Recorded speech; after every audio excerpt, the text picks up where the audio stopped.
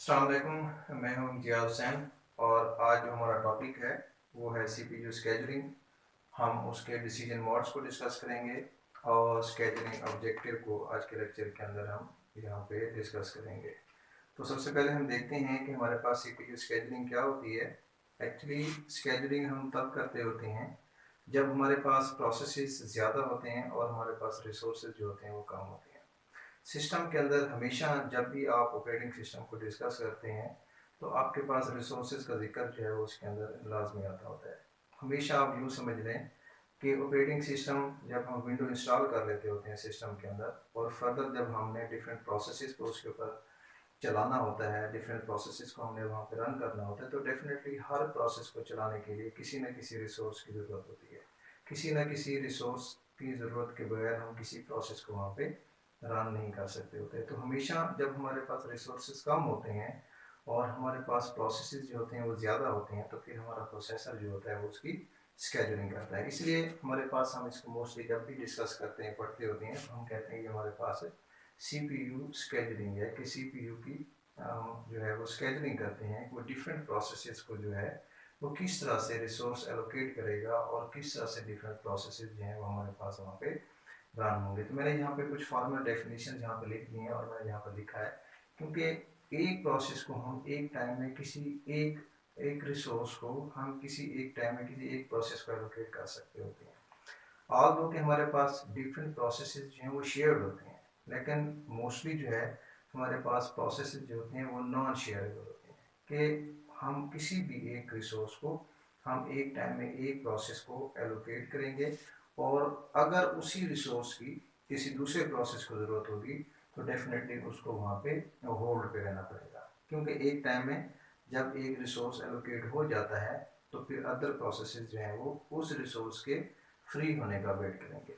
उसके अलावा जो स्केजुलिंग है, हम कहते हैं हमारे पास एक ऐसा प्रोसेस है जिसके अंदर डिफरेंट प्रोसेसेस जो हैं वो स्विच कर रहे होते हैं। स्विच किस तरह से करते हैं, अब देखें यहाँ पे मैंने स्केजुलिंग के दो मोड्स भी यहाँ पे डिस्कस किए हैं। मेरे पास यहाँ पे दो मोड हैं, नॉन प्रिमिटिव मोड है और सेकंड जो है मेरे पास प्रिमिटिव मोड है।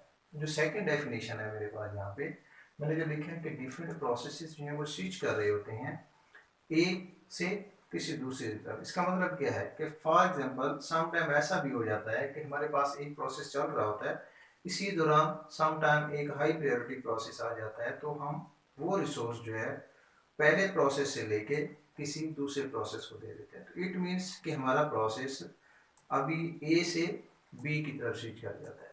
फिर जब सेकंड जो हमारे पास प्रोसेस होता है, जब वो अपनी एग्जीक्यूशन कंप्लीट करता है, तो हम या तो थर्ड की तरफ फिर हम चले जाएंगे, या जो हमारे पास पहले प्रोसेस चल रहा होता है हम उसकी तरफ चले जाते होते हैं। तो हमारे पास यहाँ पे जब हम स्केजुलिंग को डिस्कस करते हैं, हमारे पास यहाँ पे चार जो है वो स्केजुलिंग के एल्गोरिदम यहाँ पे मौजूद है, जो कि हम आने वाले लेक्चर्स के अंदर हम इन चारों एल्गोरिदम को जो है वो फर्दर डिस्कस करेंगे। तो मेरे पास स्केजुलिंग के मैंने यहाँ पे दो मोड्स यहाँ पे डिस्कस किए हैं। पहला जो है वो नॉन प्रिमिटिव मोड है और सेकंड जो है वो मेरे पास यहाँ पे प्रिमिटिव मोड है। तो इन दोनों मोड्स को हम यहाँ पे डिस्कस करते हैं, और ये चारों एल्गोरिदम जो मैंने यहाँ पे लिखे हैं, फर्स्ट कम फर्स्ट सर्व है, शॉर्टेस्ट जॉब फर्स्ट है, लिमिटिव स्केजुलिंग है और राउंड रॉबिन स्केजुलिंग है। हम जब इन चारों एल्गोरिदम को आने वाले लेक्चर्स के अंदर डिस्कस करेंगे तो हम दोनों डिसीजन मोड्स को उसके अंदर डिस्कस करेंगे, दोनों डिसीजन मोड जो है हम उसके अंदर चेक करेंगे। तो सबसे पहले मेरे पास जो है वो नॉन प्रिमिटिव मोड है। नॉन प्रिमिटिव में क्या होता है, अब जैसे मैंने अभी आपको बता रहा था स्टार्ट के अंदर कि रिसोर्सेज हमेशा इंपॉर्टेंट होते हैं अपने सिस्टम के अंदर, और हमारे पास जब भी कोई प्रोसेस हम चलाते हैं तो हमें रिसोर्सेज की ज़रूरत होती है, उस प्रोसेस को रिसोर्स की ज़रूरत होती है। विदाउट रिसोर्स हमारे प्रोसेस जो है वो एग्जीक्यूट नहीं हो सकते होते।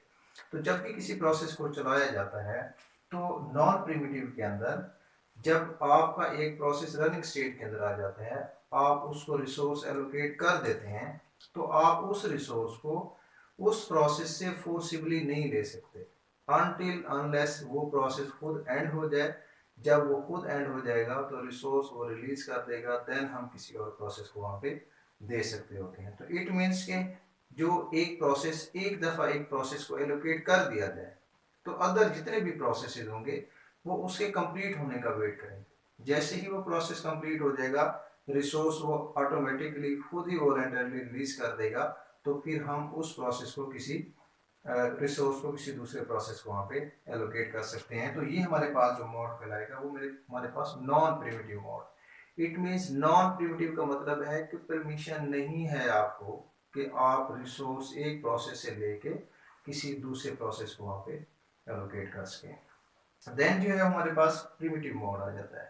प्रिमिटिव मोड के अंदर क्या होता है कि हमारे पास अगर हमने रिसोर्स एक प्रोसेस को एलोकेट कर दिया है और वो रनिंग स्टेट के अंदर मौजूद है, इसी दौरान एक हाई प्रायोरिटी प्रोसेस आ जाता है, तो वो रिसोर्स हम उस प्रोसेस से जो पहले हमारे पास चल रहा है उससे वो रिसोर्स फोर्सिबली लेके हाई प्रायोरिटी प्रोसेस को एलोकेट कर सकते हैं।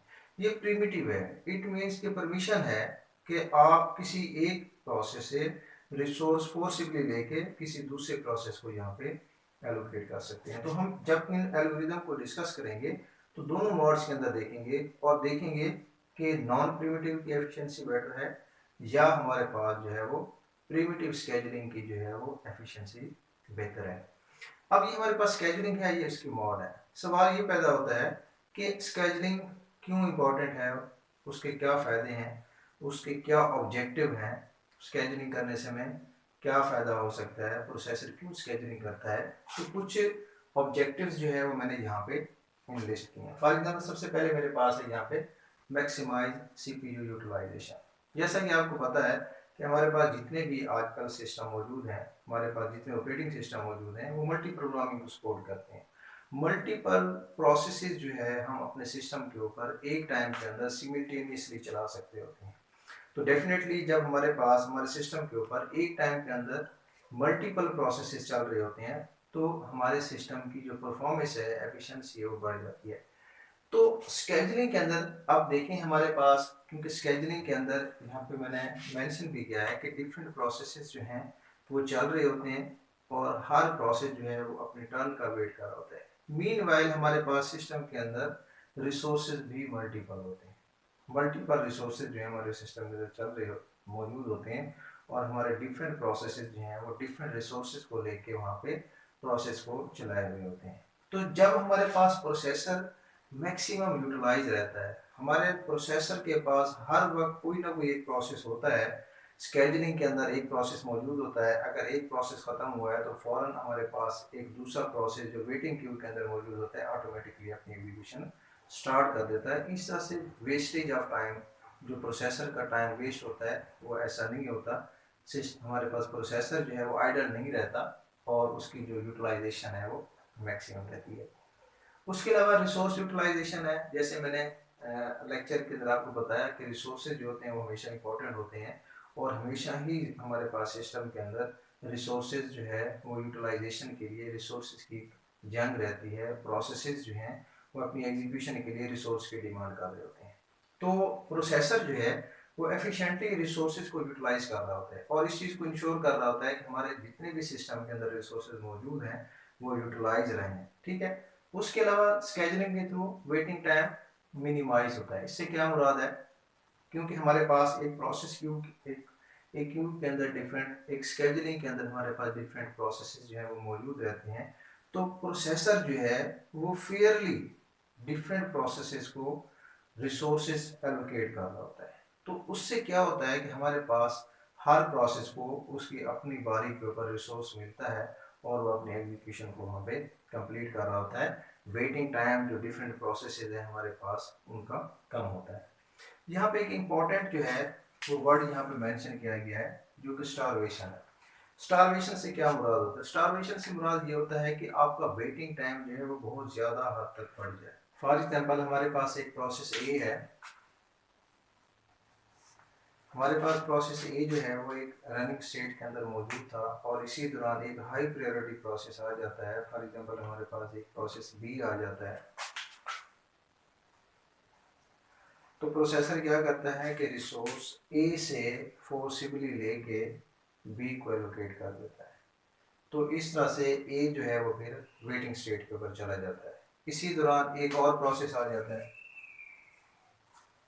तो प्रोसेसर अब देखता है कि इन तीनों में से किस प्रोसेस की प्रायोरिटी जो है वो ज़्यादा है, वो किसको प्रायोरिटी देगा।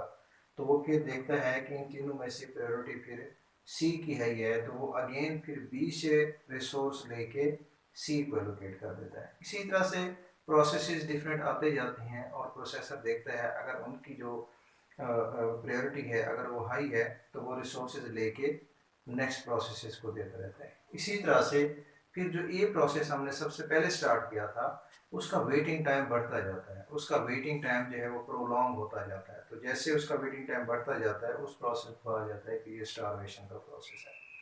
तो स्केजुलिंग के अंदर प्रोसेसर इस चीज़ को इंश्योर करता है कि किसी भी प्रोसेस का जो वेटिंग टाइम है वो बहुत ज़्यादा प्रोलॉन्ग ना हो, स्टारवेशन से जो है वो उसको प्रिवेंट करता होता है। तो इस तरह से जितने भी मैंने यहाँ पे फर्दर पॉइंट्स लिखे हैं कि प्रायोरिटीज़ के अकॉर्डिंग जो है जब भी ज़रूरत होती है हमारा प्रोसेसर स्केजुलिंग के अंडर जो है वो डिफरेंट रिसोर्सेज को डिफरेंट प्रोसेसेस को एलोकेट कर रहा होता है। तो यहाँ तक था आज हमारा इंट्रोडक्शन लेक्चर था। नेक्स्ट आने वाले लेक्चर्स के अंदर हम इन चारों एल्गोरिदम्स को डिस्कस करेंगे और इसके अंदर हम दोनों डिसीजन मोड्स जो कि हमारे पास नॉन प्रिमिटिव है और हमारे पास प्रिमिटिव मोड है, इन दोनों डिसीजन मोड को लेके हम इन स्केजुलिंग एल्गोरिदम को डिस्कस करेंगे।